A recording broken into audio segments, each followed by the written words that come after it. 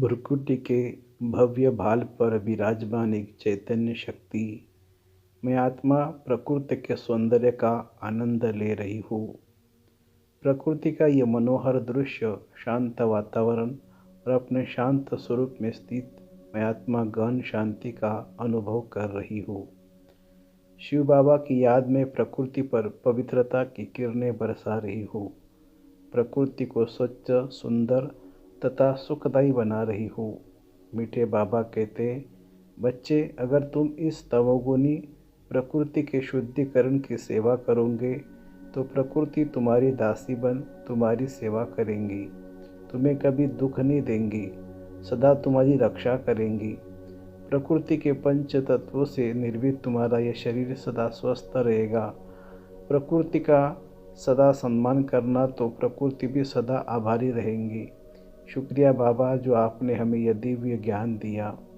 पेड़ पौधे, पशु पक्षी सभी ईश्वर द्वारा निर्मित प्रकृति का ही अंश है। इनकी रक्षा करना मनुष्य का धर्म है। वनस्पति हमें खाद्यान्न देती है तो पक्षी हमारा मन बहलाते हैं। पशु हमें कई कर्मों में सहयोग देते हैं। पशु पक्षियों की बलि देना महापाप है। पशु पक्षियों को अपना भोजन बनाना अमानवीय संस्कार है। ईश्वर की रचना को अपने यथार्थ स्वार्थ के सिद्धि के लिए बलि चढ़ाना घोर अन्याय है। घोर अन्याय ही नहीं, महापाप भी है। इसका दुष्परिणाम है प्रकृति का आक्रोश, प्राकृतिक प्रकोप, आपदाएं। आज मानव अपने विकर्मों की सजा भुगत रहा है। शिव बाबा ने कहा, मीठे बच्चे, ईश्वर को सच्चा प्रेम करने वाले कभी ईश्वरीय रचना को दुख नहीं दे सकते। अब बाबा कहते, मुझसे मीठी मीठी रूरियान करते हुए कहते हैं, मेरे मीठे बच्चे, आपका यह दिव्य अलौकिक जीवन अब केवल ईश्वरीय सेवा अर्थ है। अब आपको अपने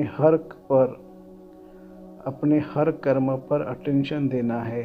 मनसा वाचा कर्मणा, ऐसा कोई भी कर्म आपसे नहीं होना चाहिए जिससे किसी को दुख पहुँचे। आप दुखहर्ता सुखकर्ता बाप के बच्चे, मास्टर दुखहर्ता सुखकर्ता हो। इसलिए सबके दुख हर कर उन्हें सुखी बनाना आपका कर्तव्य है।